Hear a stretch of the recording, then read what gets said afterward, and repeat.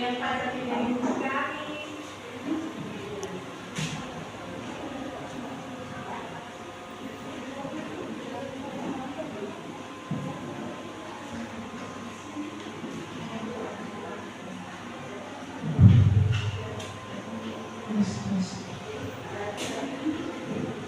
Iya, jadi tadi masih ingat kan nama dari kami, dari mana kami? Ya, ingat? Ingat dari mana kami? UPTD PPA. Jadi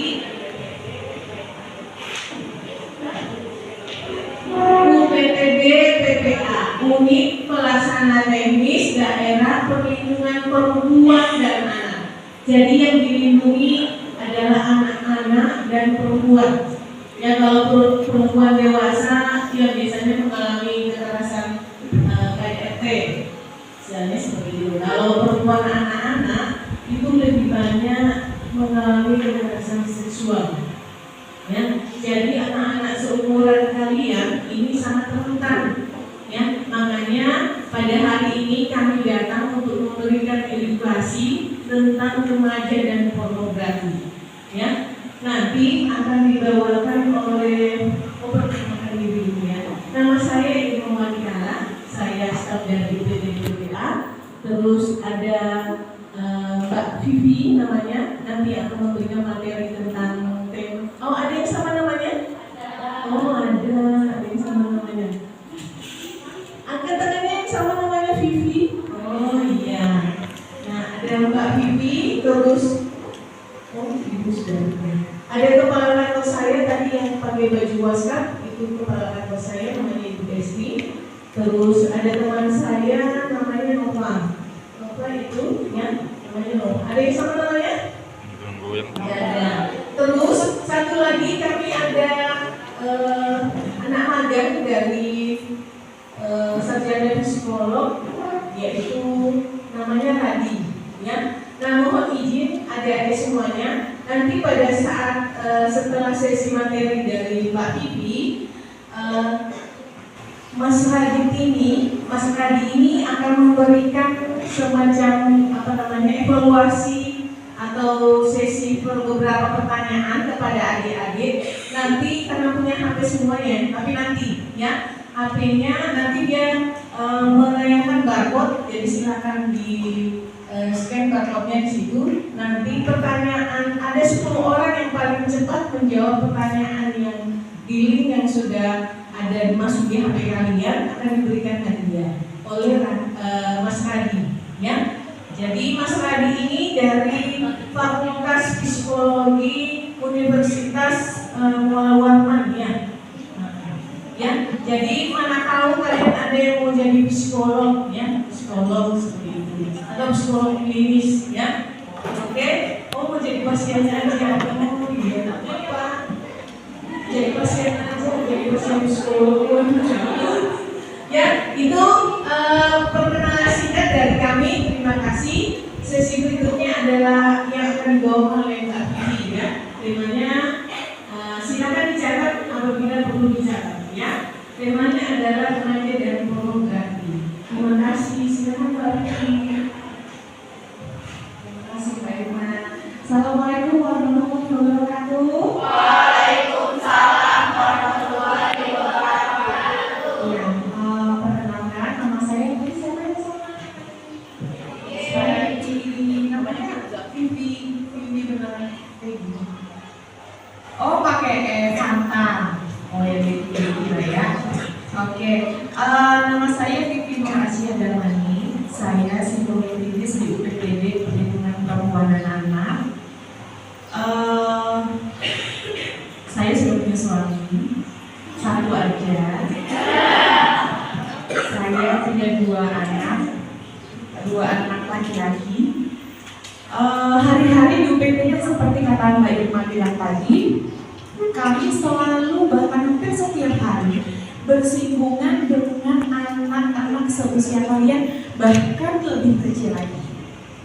Jadi mudah-mudahan harapannya kami tidak pernah bertemu dengan adik-adik di kantor, tidak pernah ketemu dengan adik-adik di Polda, tidak pernah ketemu dengan ada di Polres atau di rumah sakit ketika visum. Mbak Irma ini sebulan tuh sering sekali itu mendampingi anak-anak yang menjadi korban visum di rumah sakit dan BAP di Polda atau di Polres. Jadi jangan sampai kita ketemu di tempat-tempat itu tadi ya. Kalau ketemu di jalan, tolong kami disapa. Karena kami nggak ingat siapa aja yang sudah kami datangin sekolah-sekolahnya. SD, SMP sudah kami datangin, sudah lewat. Nah sekarang sampai bulan September ini, September kalau nggak salah ya Mbak Irma ya, September kami keliling ke SMA dan SMK di Kota Balikpapan. Nanti ada IG kita, tapi nanti sebenarnya bukan hukuman, saya benerin, bukan hukuman sebenarnya, tapi sanksi. Karena yang mau kami sharingkan ini adalah semua bersinggungan dengan adik-adik. Jadi harapannya itu supaya kita nggak ketemu di 3 tempat itu tadi, gitu ya. Mic, nah ini dia.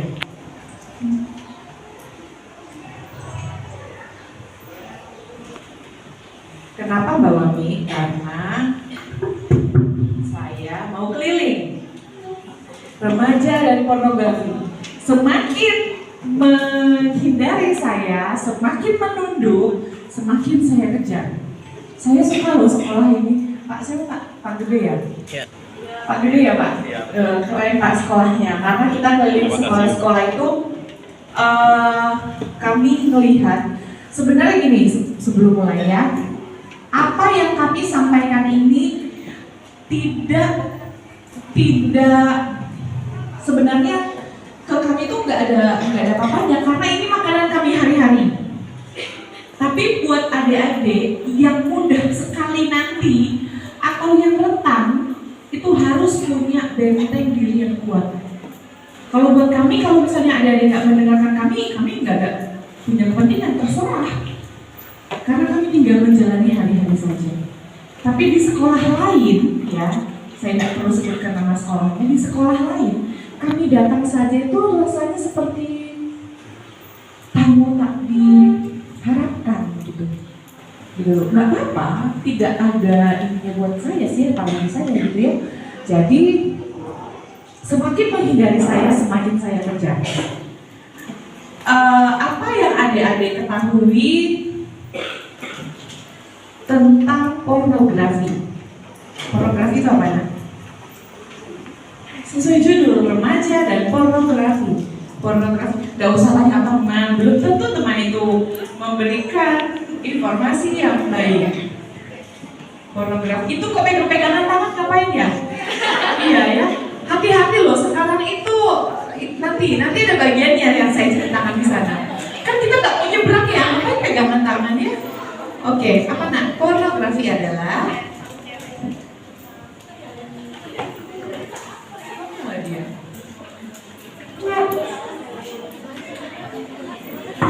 pornografi adalah konten 18 plus yang tidak layak ditonton. Oke, bisa konten 18 plus atau konten-konten dewasa. Mau? Oke, boleh Mas Rading. Nanti Mas Rading ini bukan nanti melanjutkan atau melengkapi saya, tapi Mas Rading nanti akan dengan materi yang berbeda. Apa sih yang satu bekerja? Remaja. Siapa yang usianya berada di rentang usia itu? Masih ada yang remaja awal? Nggak ada kan? Kalau di remaja tengah ada? Ada? Ada yang di remaja akhir? Oke, bagus. Siapa yang usianya di atas 18 tahun? Ada?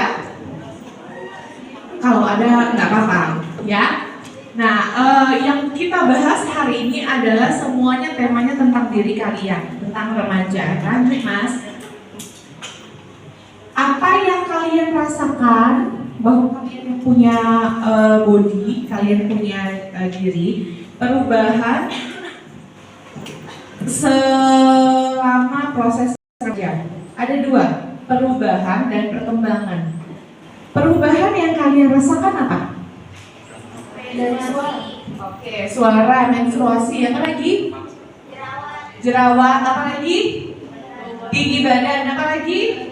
Yang belakang mana yang belakang? Apa lagi? Berat badan, apa lagi? Ya? Hormon apa? Apa lagi? Apa lagi kalau dari perubahan fisik, apa lagi? Tubuhnya bulu-bulu di anggota tubuh, apa lagi? Itu perubahan. Kalau perkembangan apa? Apa kalau perkembangan? Itu perubahan. Kalau perkembangan? Pemikiran, bagus, pola pikir. Apa lagi? Apa lagi? Emosi. Apa lagi? Ya? Ego, apa lagi? Ya? Apa lagi? Nah, jadi kalau perubahan fisiknya, tinggi badan, suara, jerawat, menstruasi, dan lain-lain. Tapi kalau perkembangan, perubahan pola pikir, karena anak SD nggak mungkin pikir apa yang kalian pikir di usia remaja. Gitu ya, mental, ego, dan lain-lain itu lebih sifatnya ke psikis. Lanjut. Nah, perubahan emosi dan sosial ini paling banyak terlihat di usia kalian. Coba boleh diangkat tangannya, siapa di antara 200 anak ini yang sering cerita dengan orang tua?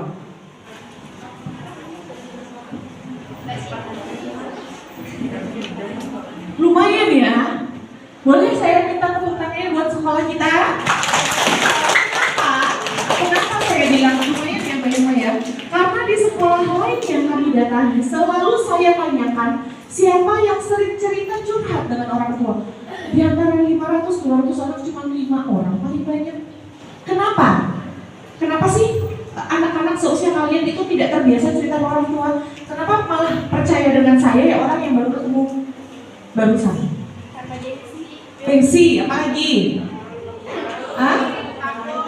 Malu, takut dimarahin. Apa lagi? Kurang apa? Kurang dekat. Tidak percaya diri kan orang tuanya padahal ya.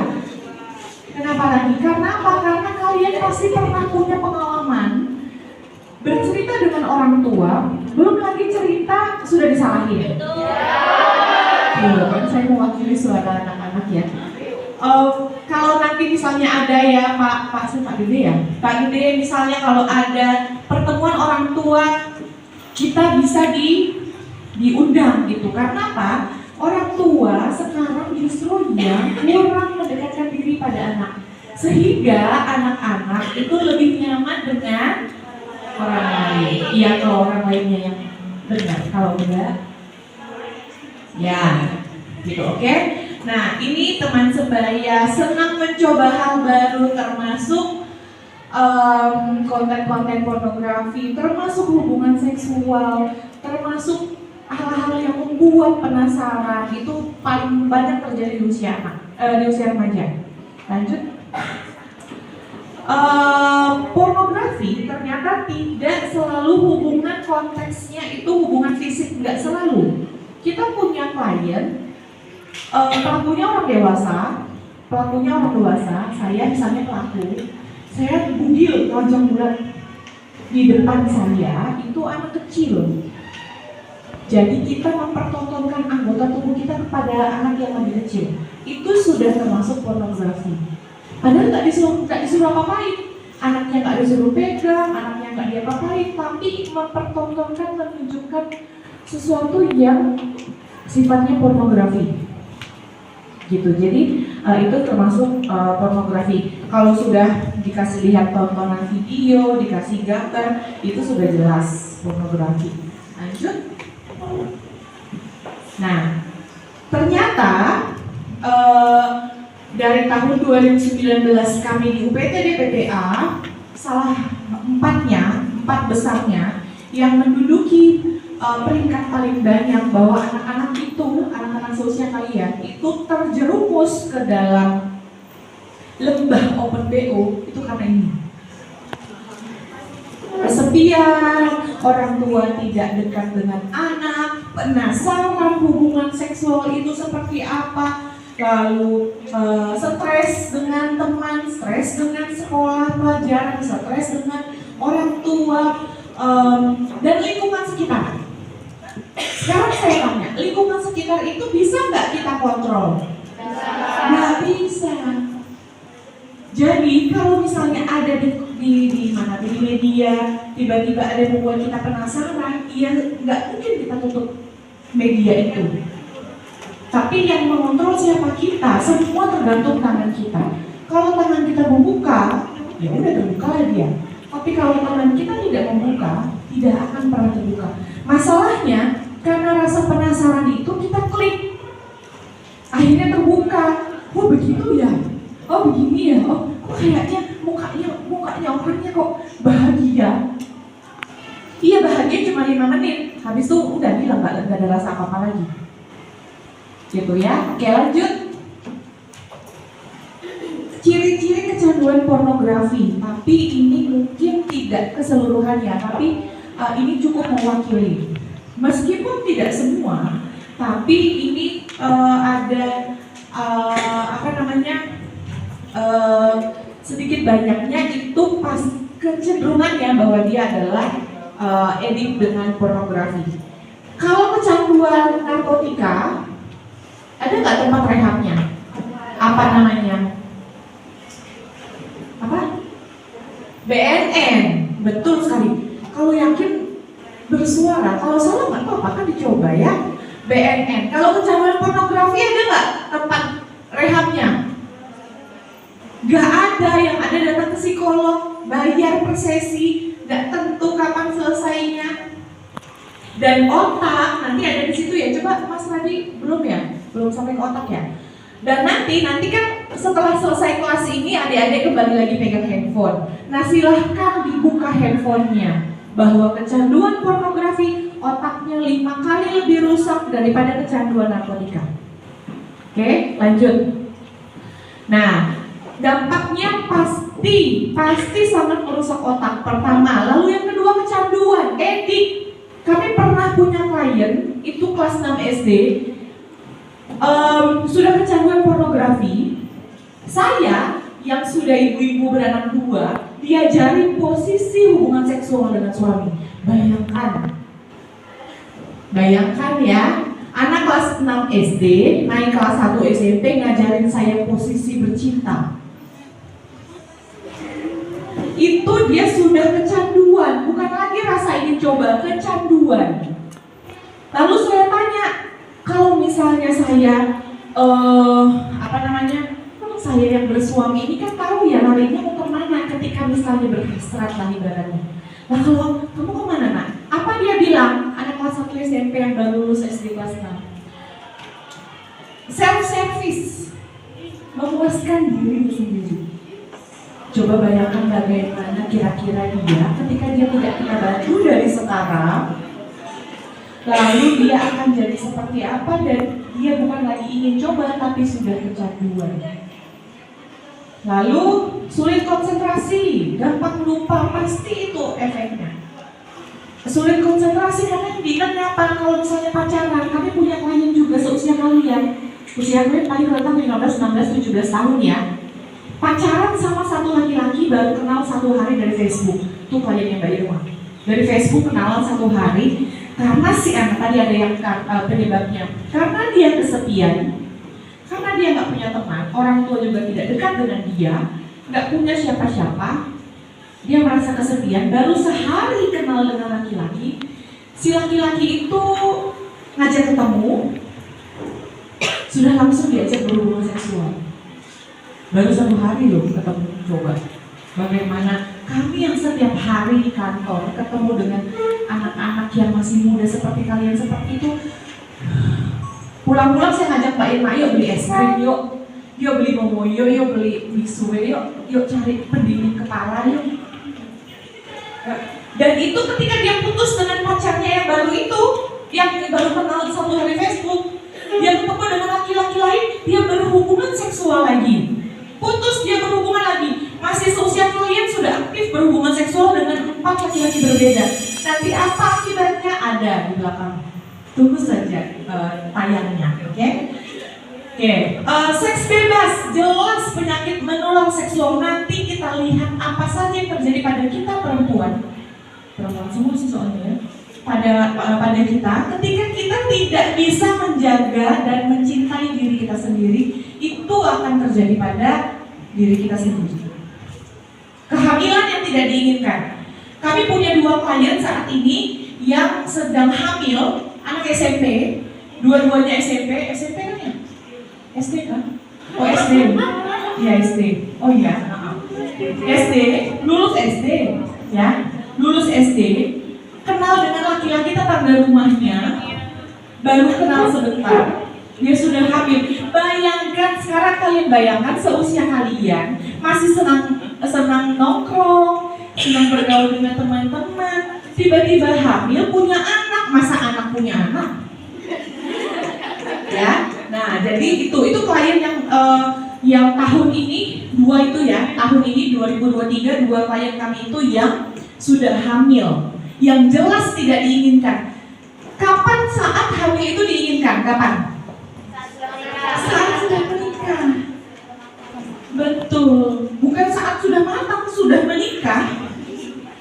Kalau kalian sekarang kan sudah matang, ya kali mau hamil sekarang kan? Ya betul ya.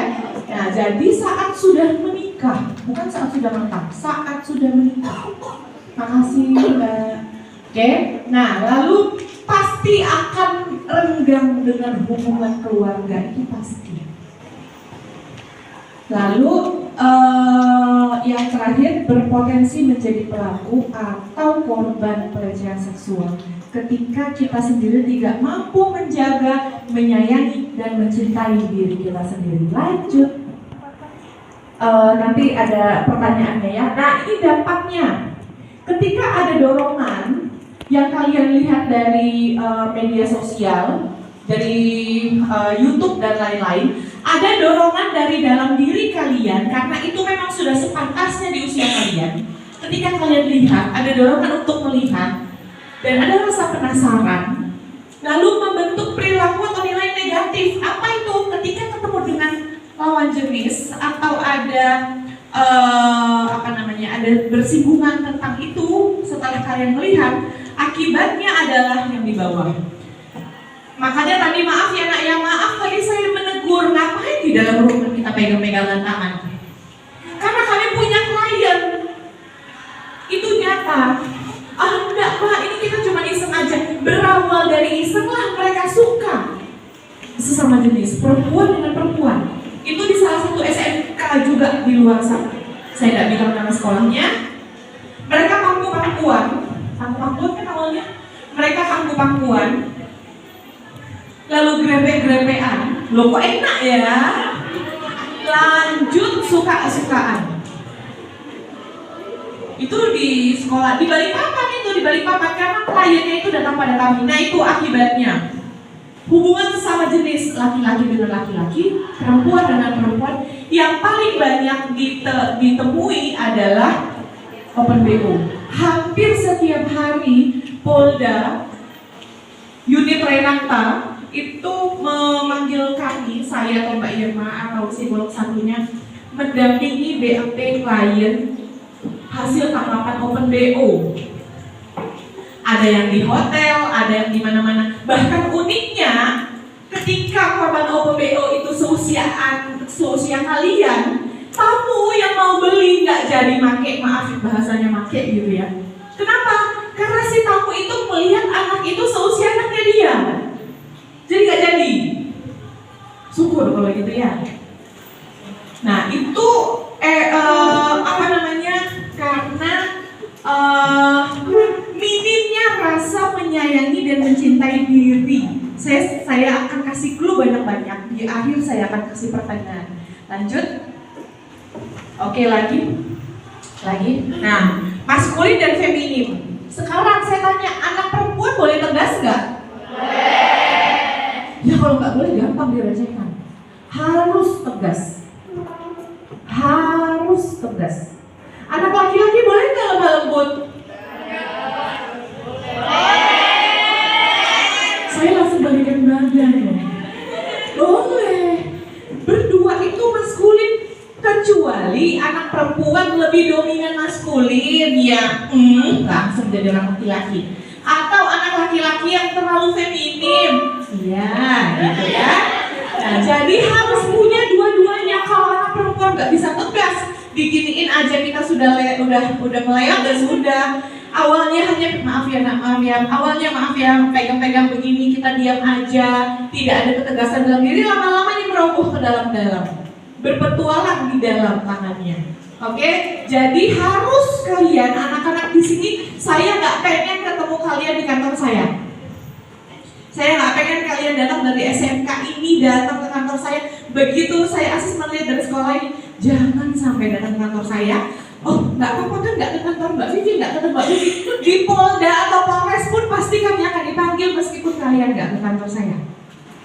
Pasti minta pendampingan psikolog. Dan kalau saya yang dapet, wah berarti saya sedih sekali, sia-sia saya merasa bahwa di saat kami datang ke sini tidak didengar gitu. Oke, lanjut.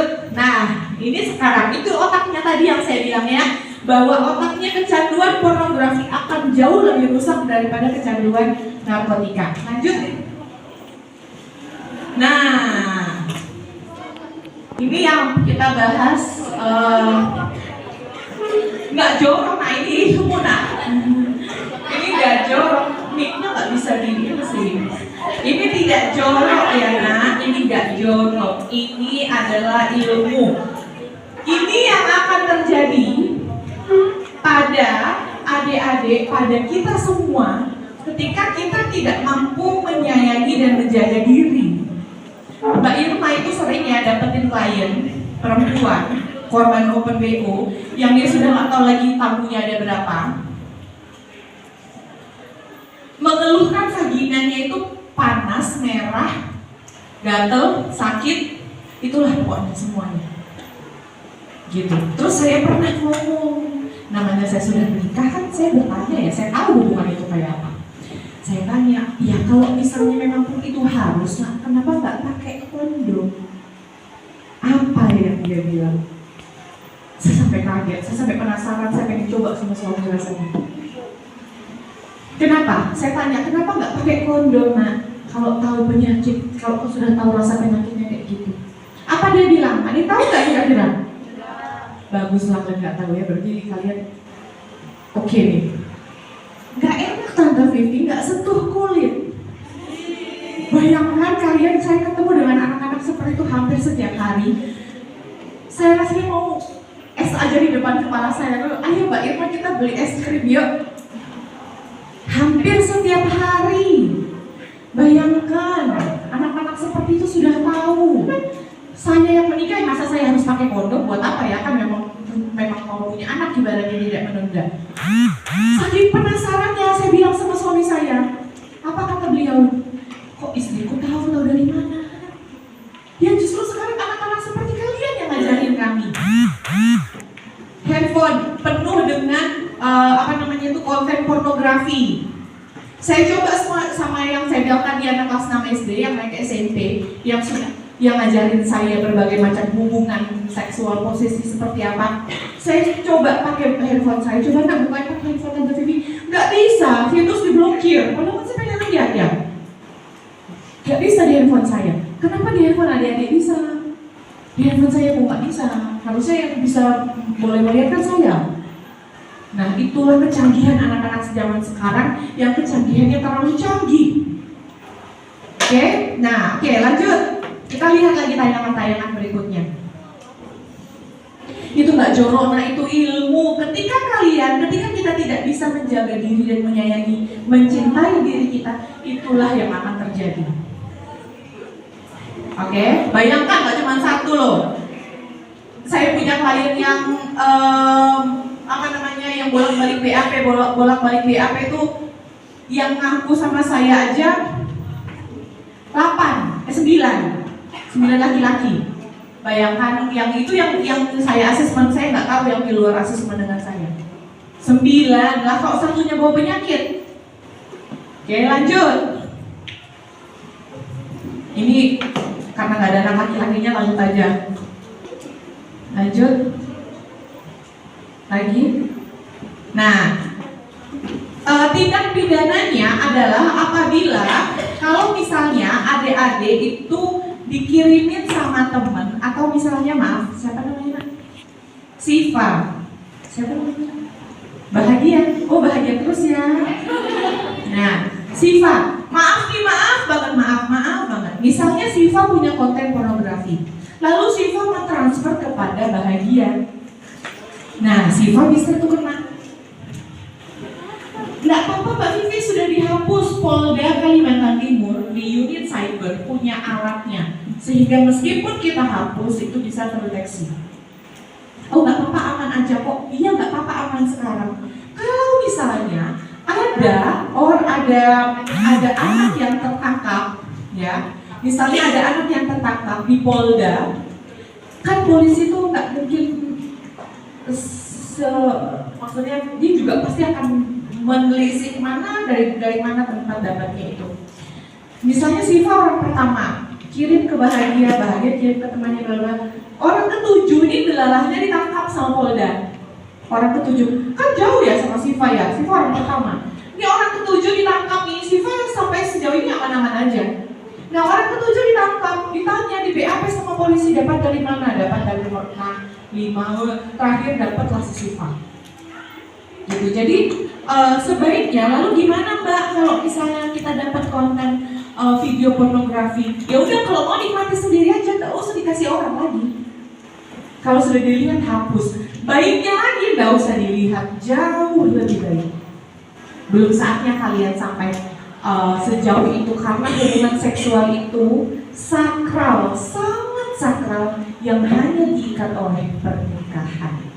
Oke, lanjut. Nah, tadi saya sudah kasih clue banyak-banyak, udah sangat sering saya ucapkan. Cara mencegah terhindar dari pornografi apa kira-kira? Yang tidak ada di situ, saya berkali-kali tadi mengucapkan. Apa kira-kira Nak?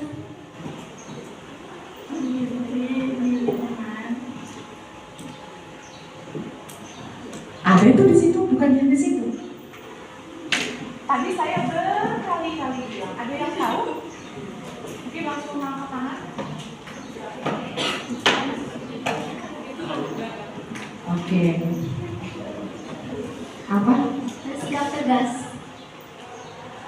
Iya bisa. Tapi bukan gitu. Ada yang tahu lagi? Tapi itu tidak salah. Tapi itu harus memang. Selain itu. Mana? Yang mana ya? Apa? Oh, si Vivi tadi. Belajar mencintai diri sendiri. Iya, boleh tepuk tangan buat Vivi. Enggak, namanya sama ya. Betul sekali. Nomor 1 di sekolah lain itu saya tanya ada yang tahu loh. Karena loh sekolahnya Pak Gede ini memang betul. Jadi nomor 1 yang tidak ada di situ, bagaimana cara menghindari diri dari pornografi dan kejahatan seksual. Nomor 1 paling penting yang tidak ada di situ adalah mencintai diri, menyayangi diri. Kalau misalnya bukan kita yang sayang, sementara kita orang tua, tadi ada yang bilang hubungan dengan orang tua berjarak, ada yang bilang tidak dekat dengan orang tua, lalu kita berharap dengan orang tua tidak, ya begitu saja. Lalu kalau bukan kita yang sayang, siapa yang mau sayang pacar? Sudah enak, ditinggal kita. Sayang, ya masa saya yang mau sayangin kalian? Ya sayang, tapi masa harus saya setiap hari saya datangin kan? Gimana gitu rasanya ya? Tapi diri kita sendirilah yang sayang. Ketika kita sudah mencintai dan menyayangi diri kita, ada laki-laki pacarkah, mau berpuluh-puluh tahun pacaran pun dari SD udah pacaran ibaratnya gitu ya, saking sayangnya gitu. Lalu kita serahkan, oh no, tidak. Diri kita terlalu berharga diberikan kepada orang yang tidak tepat. Itu pertama. Terus yang kedua, camkan bahwa di dalam diri adik-adik perempuan, karena kebanyakan perempuan di sini adalah selain kita mencintai dan menyayangi diri kita tidak mudah diberikan kepada orang lain. Yang kedua adalah kita perempuan dan wanita terhormat. Karena apa? Kalau kita merasa kita terhormat, nggak mungkin baru diginikan aja kita udah melewat sama laki-laki. Nih kamu siapa? Susah payah aku menjaga diriku, terus kamu baru begini aja aku terlena. Oh tidak. Gitu. Yang ketiga adalah kalau ada laki-laki yang sayang, yang cinta sama kita, sedikit pun dia tidak akan pernah berani menyentuh kita. Itu sayang tuh, patut diperjuangkan dan dipertahankan itu. Tapi baru pacaran, baru ketemu sehari aja, Mbak Irma tuh, yang sering sekali ketemu. Udah lama karena kenalan sama cowoknya. Baru kemarin tante dari Facebook. Baru ketemu dari Facebook, siang sore diajak kenalan, ketemuan, malam diajak ke hotel, berhubungan seksual, meninggal.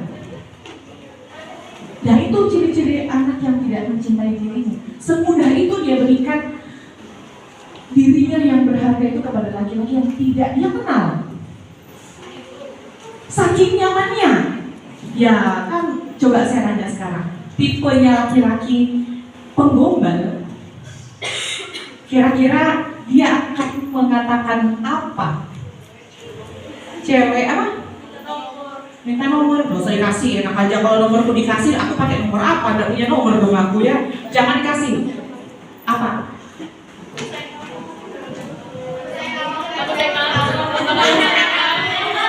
Sebentar, yang ditanya di belakang. Aduh keren banget sekolah ini apa? Minta nomornya dulu.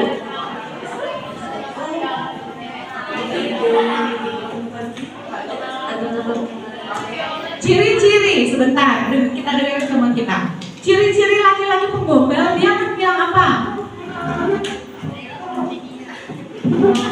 Pertama-tama, lalu status apa saya menjauh dari situ, lama-lama Ya, apa? Kata-kata gombalannya apa? Maaf lo ya, buat laki-laki yang ada di ruangan ini maaf lo ya. Buat bapak-bapak yang ada di ruangan ini apa?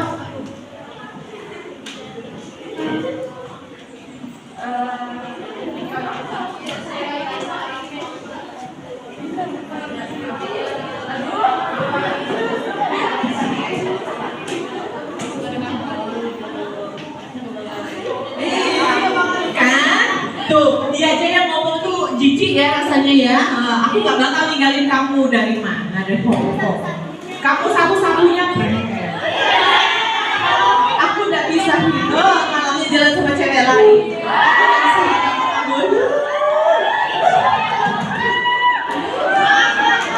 Ya, jadi maaf ya buat laki-laki yang ada di ruangan ini. Jangan pernah percaya sama laki-laki gombal yang kayak gitu. Tinggalkan. Tinggalkan, tidak baik kayak begitu. Yakinlah. Kenapa saya berani mengatakan begitu? Karena semua sudah terjadi di PTB BPA. Semua terjadi seperti itu, bermula dari buaya gombalan laki-laki. Semua. Makanya saya berani mengatakan begitu. Saya minta maaf dulu ya sebelumnya buat laki-laki yang ada di luar.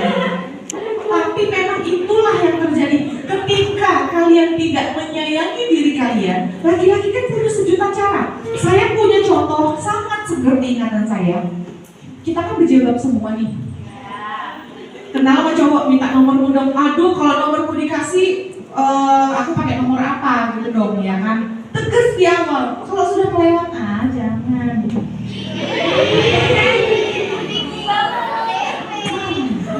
Sudah itu ciri-ciri mudah dideketin tuh kalau ini. Ya kan Pak ya. Nah, jadi ketika di situ kita mulai bersikap tegas. Oke, kalau kita mau berteman aja, berteman. Tapi kalau kapan sikap tegas dibutuhkan? Ketika misalnya sudah mulai berkomunikasi, tukaran nomor WA, sudah nomor WA, IG segala macam sudah kenalan, lalu diajak video call. Kan kita berjilbab. Ya. Lalu apa yang terjadi ketika misalnya sudah video call kita berjilbab? Selanjutnya, video call selanjutnya dia minta apa? Ternyata kamu cantik deh. Boleh nggak lepas jilbabnya? Pasti kamu lagi cantik.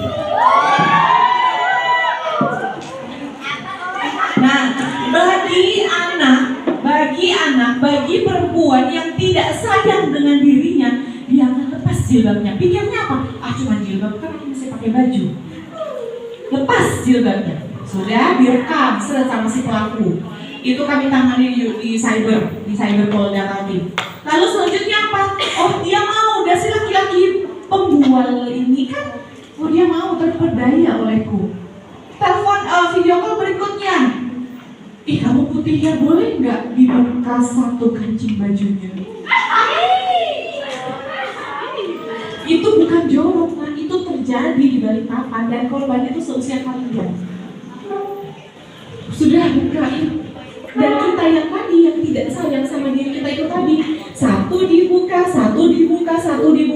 tidak pakai BH.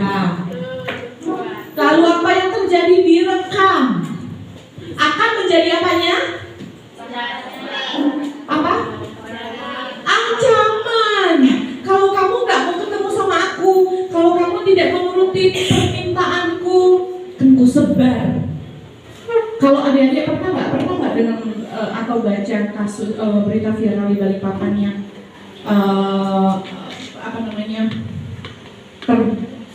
blow up di media, seusia kalian ada anak-anak, pernah nggak baca? Syukur kalau nggak baca, nggak usah dibaca. Tapi perlu juga kalian ketahui bahwa itu terjadi di Balikpapan dan itu seusia kalian. Rentang usianya SMA, SMP sampai SMA, SMK. Gitu. Sudah nih dapat. Aku takut, apalagi hubungan dengan orang tua renggang. Aku takut nanti kalau orang tua aku tahu bagaimana bla segala macam. Ketemuan mereka ya sudah terjadi bablas hubungan seksual itu. Direkam sama pelaku. Itu akan terjadi berikutnya. Lalu kalian tahu yang terjadi apa? Hubungan seksual kalian tadi itu dijual oleh pelaku ke orang lain. Dia dapat keuntungan uang. Lalu kita apa? Tersebar tubuh kita kemana-mana. Itulah cirinya kita yang tidak sayang sama diri kita, yang tidak cinta sama diri kita. Itu yang akan terjadi. Bukan hanya penyakit itu aja ya. Bukan hanya tadi yang dipertontonkan itu, tapi itulah yang terjadi dan itu ada nyata di sini. Cuma kan nggak boleh ya kita sebut yang namanya kode etik. Sedikit pun tidak akan keluar dari kami. Itu siapa? Sekolah di mana? Tinggal di mana? Tidak bakal keluar. Gitu, oke? Jadi itu kalau cara terhindar itu kan kalian tahu memilih teman. Iya benar, kalau temannya pintar membual juga sama aja. Bahkan banyak juga terjadi sesama teman yang menjual temannya. Banyak kan? Ini teman makan teman jual teman itu pun terjadi. Atau yang kemarin terjadi di Polda, pacarnya ya Mbak Irma ya. Misalnya Siva punya pacar, maaf kan yang saya ingat tadi ya, Siva punya pacarnya Siva yang menjual Siva dengan orang lain lagi. Jahat ya. Aduh, bagaimana kami yang hampir tiap hari ketemu dengan klien seperti itu, apa ada es krim terus saya makan. Makanya lelah badan saya.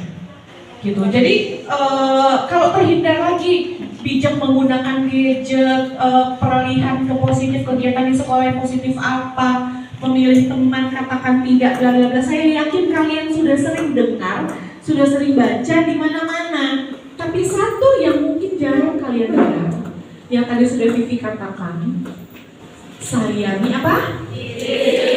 Dan cintai. Kalau bukan kita bergantung sama siapa? Orang tua belum tentu. Justru pelakunya bapak kandungnya, yang hamil tadi itu salah satunya bapak kandungnya pelakunya. Tadi saya bilang dua kan, satu bapak kandungnya, satu pacarnya, tetangganya yang dia kenal berapa lama sih? Baru ya tetangganya itu ya. Yang siang ini datang ke kantor kita kan untuk asesmen ke-5. Nah, nanti ketemu saya deh. Yang dihamil oleh pacar.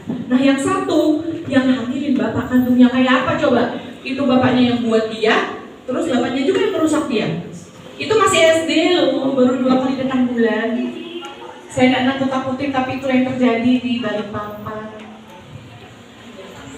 Anaknya ketemu saya awalnya takut, nggak mau bicara, nangis aja, rambutnya panjang dia tutupin supaya tidak kelihatan mukanya. Alhamdulillah sekarang paling tidak apa yang dia bilang? Tante Vivi doakan ya anakku cewek. Yang tadi nggak sama sekali ngeliatin muka saya jadi mama, saya pikir saya ini kayak monster apa? Dia nggak mau ketemu saya. Tapi setelah 6 kali 7 kali kayaknya pertemuan, baru dia mau nyaman. Bayangkan, itu bapak kandungnya loh. Nah sekarang kalau kita bergantung sama orang tua jaga kita, pelaku bapak kandungnya banyak. Jadi yang paling tepat menjaga, menyayangi dan mencintai diri adalah kita sendiri. Ketika kita tidak sayang, tidak cinta, ya begitulah yang akan terjadi. Tapi saya nggak berharap anak-anak di sekolah ini ketemu saya di UPD PPA, ketemu saya di rumah sakit untuk visum, ketemu saya di Polda atau di Polres. Saya nggak mau ketemu dengan kalian. Kalau ketemu di jalan tolong disapa, karena banyaknya sekolah di Balikpapan. Sudah kami datangi tiba-tiba, Mbak Vivi, kami ini. Aduh ini siapa ya, kan saya nggak ingat banyaknya sekolah dari ujung Lamaru, Kilo sana, ya kan sudah lupa. Jadi mohon maaf kalau lupa. Tapi kalau kali ingat wajah kami ini yang sudah disebutin tadi sama Mbak Irma, tolong kami ditegur. Gitu kan, males. Ya sudah nggak apa-apa, kalau nggak ditegur juga nggak apa-apa. Gitu ya. Sudah. Nah, penting juga kalau misalnya adik-adik tahu ada korban atau maaf banget kayak kemarin ada yang baca berita viral anak sama ojol itu kemarin, ya kan? Nah seperti itu yang terjadi. Nanti lihat ya di media sosial ya. Nah itu baru keren. Kerennya kenapa? Pertama dia bisa menjaga diri sampai tidak terjadi hubungan seksual, itu pertama. Terus yang kedua, tuh tadi ada sebelumnya. Tuh, melapor kepada orang tua atau guru. Kalau nggak percaya sama orang tua, lapor sama guru. Begitu dia sampai sekolah, dia kan lapor sama gurunya. Siapa guru yang kalian percaya di sekolah, lapor. Minta tolong dengan sangat dengan guru tersebut. Pak, Bu, tolong saya minta tolong dengan sangat-sangatnya. Tolong jangan diberitahukan pada siapapun. Karena mohon maaf ya Pak, maaf banget. Kadang-kadang guru pun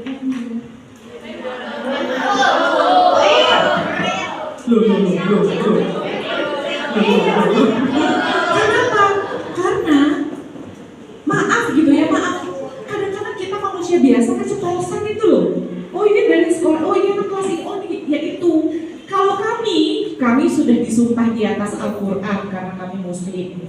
Apalagi saya psikolog, saya menyebar profesi saya ini ketika bertemu dengan klien disumpah di atas Al-Quran supaya tidak menyebarkan identitas. Lah kali saya menyebarkan identitas klien saya yang berdosa. Aduh dosa saya masih banyak, ngapain saya harus menyebarkan berita ini kepada orang. Nah bagi orang-orang yang tidak memiliki rasa-rasa yang seperti itu, yang sudah terjadi banyak di sekolah-sekolah, secara tidak sadar gurunya yang bercerita. Jadi ketika itu terjadi di sekolah, misalnya orang tua yang datang ke kantor kami bertanya begini, sekolahnya udah tahu belum? Belum. Oke, kami tidak akan datang ke sekolah untuk memberitahukan masalah tersebut bahwa si anak korban pelecehan seksual. Kami tidak akan datang ke sekolah. Untuk apa? Yaitu mengurangi. Nanti kalau tahu satu guru cerita ini, berita bla bla bla bla, akhirnya tersebar. Tapi kalau misalnya sekolah sudah tahu, nah biasanya Bu Esti itu kepala kantor kami datang ke sekolah tersebut untuk minta tolong dengan sangat tolong anak ini dijaga, jangan sampai lagi ada yang tahu. Sebegitunya kami menjaga rahasia anak-anak. Gitu. Jadi, nah kalau misalnya adik-adik tahu ada korban atau kalian merasa mendapatkan perlakuan yang tidak nyaman, tolong cari orang yang kalian percayai. Guru misalnya yang kalian percayai atau siapapun. Kenapa? Kalau tidak ada laporan, kami nggak mungkin ketok satu-satu sekolah atau satu-satu rumah warga masyarakat Balikpapan. Ada kasus nggak? Ada kasus nggak? Ada kasus nggak? Nggak mungkin. Jadi biasanya kami jemput pulang apabila ada kasus contoh viral kayak kemarin anak yang dibawa ke Bendali. Nggak ada yang tahu juga? Oh, ada yang tahu, oke itu. Atau kasus anak hilang, kasus yang ini itu kami yang datangi itu namanya jemput bola. Tapi kebanyakan kami diam di kantor pun warga kota Balikpapan yang datang ke kantor kami untuk mengadu. Nah, apabila adik-adik tahu, mendengar, melihat atau apapun, tapi jangan sampai jadi korban, tolong laporkan sama siapapun. Kalau misalnya terlihat, nah kalau tidak ada pun orang satu di dunia ini yang kalian percayai, laporkanlah ke BPA. Boleh? Lagi? Nah, karena sudah selesai. Itu medsosnya kita. Itu nomor telepon lainnya. Mau pegang Mbak Irma. Itu layanan Instagramnya. Adik-adik bisa lihat di situ. Membuktikan kata-kata saya, Mbak Vivi benar aja, sok sibuk aja kalian dari sekolah. Silahkan dilihat bahwa kami sudah ke SD, SMP, dan sekarang ke SMA dan SMK. Silahkan dilihat, bahkan ke perguruan tinggi pun kami datangi gitu ya. Jadi lihat aktivitas kami di sana. Kalau misalnya ada yang biasanya nih, ya Mbak Irma ya, selesai kami dari sekolah, Instagram kami itu banyak yang ikutin, sudah follow. Banyak anak sekolah. Saya yakin itu pasti anak sekolah. Bagus. Dia melihat edukasi yang ada di UP dari BPA, mungkin bisa berkenalan dengan kami staf-staf UP dari BPA, silahkan. Atau ada yang mau konseling dengan saya, silahkan ke situ. Gitu ya. Nah, kami mohon maaf kalau misalnya responnya nggak begitu cepat. Ya begini, ya kali saya sambil sambil megang mic bicara sama adik-adik, saya sibuk sendiri dengan handphone saya, kan nggak mungkin ya, nggak etis rasanya kan. Jadi kalau misalnya saya atau Mbak Irma belum merespon dengan cepat, ya berarti kami sedang di luar, atau kalaupun kami di kantor sedang ada klien. Seperti itu. Ada yang mau ditanya sebelum ke Mas Radi? Ada yang mau di-sharing? Ada yang mau disampaikan? Saya nanti pasti disampaikan sedikit ditambahin oleh Mbak Irma. Dari saya satu itu, tolong dengan sangat saya mohon pada adik-adik semua di luar ini, tolong mulai menjaga, mencintai dan menyayangi diri. Itu aja. Ada yang mau ditanya? Sudah pas? Sudah pengen istirahat? Sebelum Mbak Irma tadi dulu ya. Oke. Mbak Irma, kok nggak tadi dulu? Mbak Irma penutup biasanya. Oke. Habis ini ada Mas Radi. Habis ada perempuan laki-laki sama ada penyegaran gitu. Dapat apa gitu ya? Nah, sedikit disimak, tolong disimak apa yang disampaikan oleh Kak Radi.